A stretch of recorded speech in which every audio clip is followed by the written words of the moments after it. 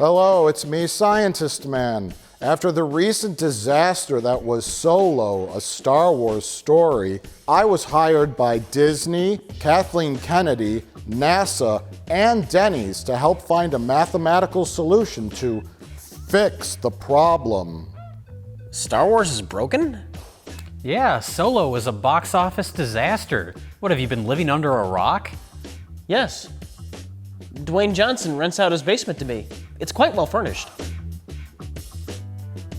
Wait. So Solo was a disaster? The 3 other people in my theater seemed to enjoy it. Correct.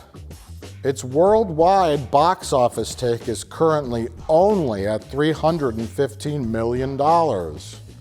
Wow, with that kind of money, I could rent Mr. Johnson's whole house.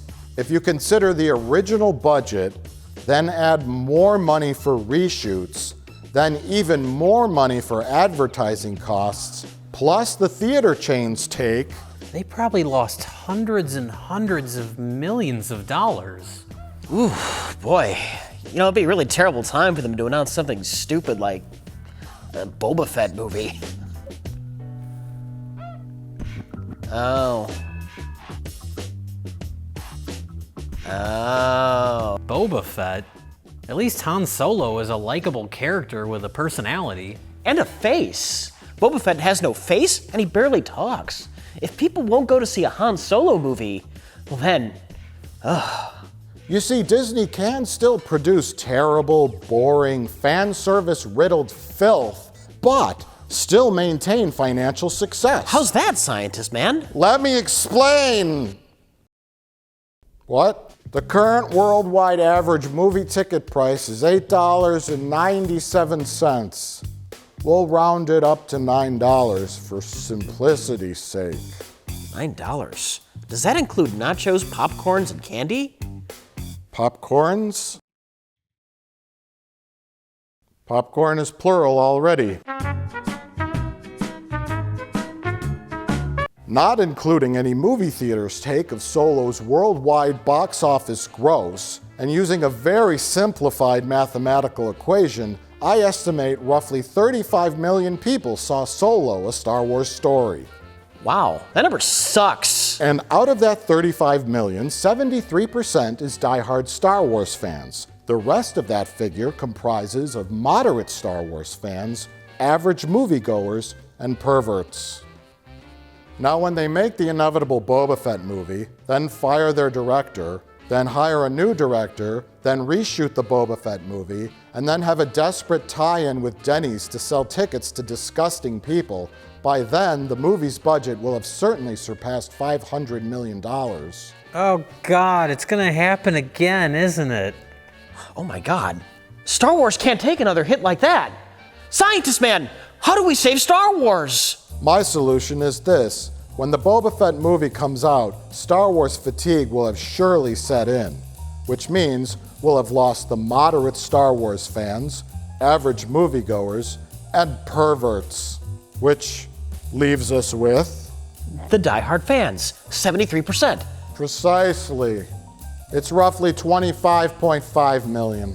So my solution is to make Boba Fett and potentially all future Star Wars films in theaters an exclusive, ultimate, limited edition fan event experience. And then to see the film, we charge each person between $150 and $200. What? No, wait. I think he's right. Some of those weird, disgusting people will pay that much to see the movie. I'm excited for Star Wars! That man is correct. I cried twice. My research has uncovered that grown adults annually spend hundreds and hundreds of dollars on toys, costumes, and travel expenses to go to embarrassing Star Wars-related events. In fact, the hardcore Star Wars fan base tends to be bearded males aged 30 to 50 with an above average to high income. Why does it matter if they're bearded? Who would pay that much to see a movie? I could pay $10 to just see a different movie, like Life of the Party with Melissa McCarthy, or Show Dogs. You know, Billy, annually some people spend upwards of $500 a ticket to see such musical acts as Paul McCartney, the Rolling Stones, or Fleetwood Mac. Meanwhile, other artists could barely get $10 a head for their shows.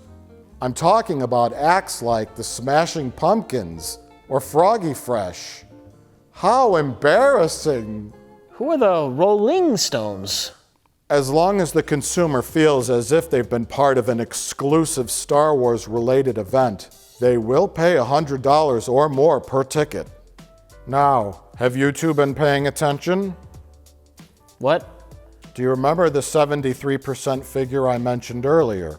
If Disney could just convince those particular people to pay $100 or more to see Boba Fett, a Star Wars story, they will have walked away with a cool $2.5 billion. Or they could just make a good movie. I'm afraid that's not an option. So how do those dreaded SJWs factor into this? What?